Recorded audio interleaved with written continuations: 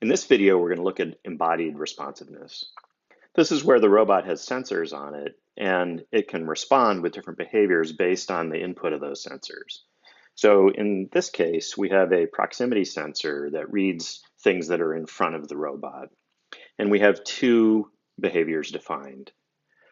First, we have the move toward object behavior. And this says simply that if we receive from analog input 0 on the robot a value of around 42, plus or minus 15 here, that we will move toward that object.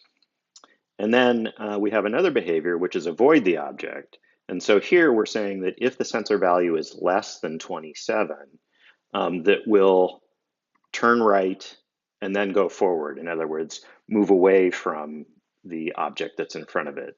So basically, we're moving toward any object that's nearby, but if we get too close, we'll turn away.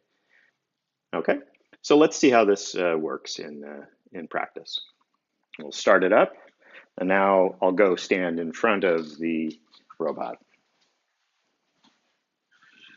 So it's moving toward me, and then when it gets close, it should turn away. There it goes. So it turns away and then stops because there's nothing close enough to keep it moving forward. But if I put an object in front of it, it again moves toward it and then away. And again, if I put an object in front of it, it moves toward it and then away and then stops. So we can see here that we've defined a, it likes me too much.